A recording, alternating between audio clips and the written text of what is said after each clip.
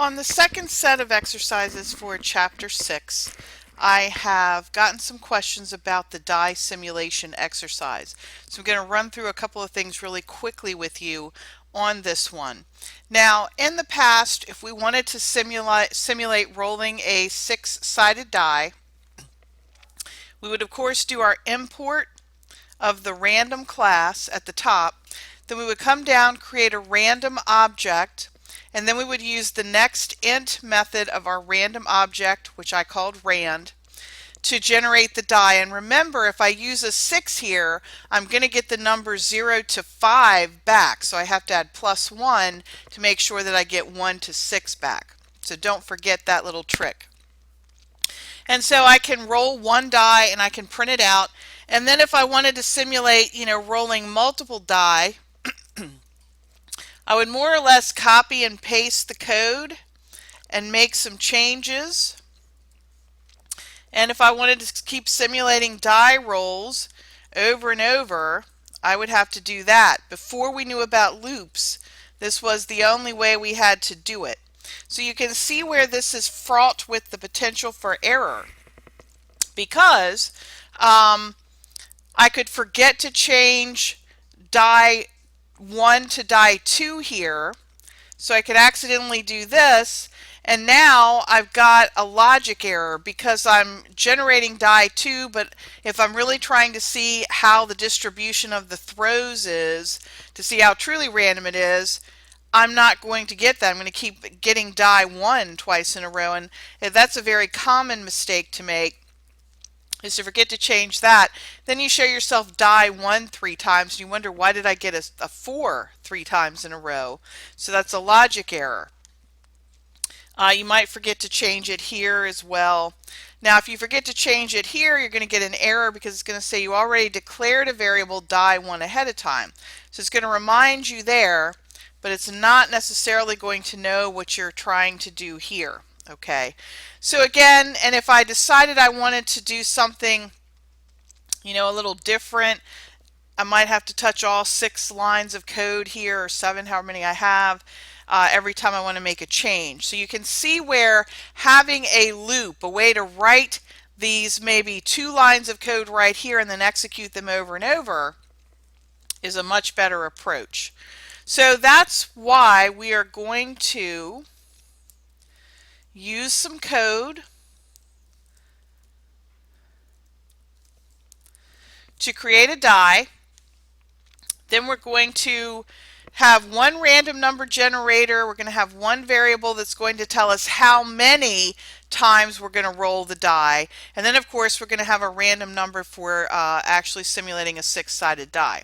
So in effect, we're using random numbers several times in this program. We're going to use it to generate a 6-sided die, and then instead of hard coding how many times we're going to throw the die, I'm going to throw it 100 times, we're going to let the random number tell us, well, this time you're going to roll it 6 times, next time you're going to roll it 10 times. So we're going to use a random number to tell us how many times we're rolling as well. And in this one, we're also going to break out a die class. Now when I did file new project, I typed in Java project, I typed in die, or Java class, sorry, Java project, I typed in die simulation. That's my main, okay? So to create an extra class for the die in this same project, so I make sure I'm in the correct project, in my die simulation project, I'm going to do new file, and I'm going to choose Java class, which is the default, and I'm going to name it die. Notice it knows that it goes in the die simulation project. I'm going to click finish, and notice I get here's my die simulation project that's still open. Here's my die class. Notice it does not have a main, and notice it simply has public class die and 2 brackets. It understands that this is a library file, a supporting file. This is not main. Here is the main. That's why I've got public static void main here. So the compiler understands this is part of the same project. Here we go, die simulation, but is a class file that understands that. So here I have put some code into the die class. So now I'm creating my own die object, okay? And this is sort of like its own variable type that I'm creating, but instead of using an int or a string, I'm creating my own object type, in effect sort of like my own variable, and I'm going to call it die. So when I do that, remember, I'm probably going to want to create my constructor. That's probably the first and most important thing I'm going to do when I do a class file. And remember, if the class name is die, the constructor name is die, and notice the public class die that NetBeans created for you, very similar to the constructor format. The only difference is you don't have the word class in there. It's public and then die, and it must match letter for letter, uppercase for lowercase, etc. to the class name. So that's how I know this is my constructor. That's how I set it up. And I am going to let it take in the number of sides that I want to simulate. So for example, 6 for a 6-sided die. And notice I have a couple of instance variables. You can declare those at the top or at the bottom. So some people will declare them here between the public class and then the constructor, or you can declare them at the bottom, either way. Just a matter of personal preference.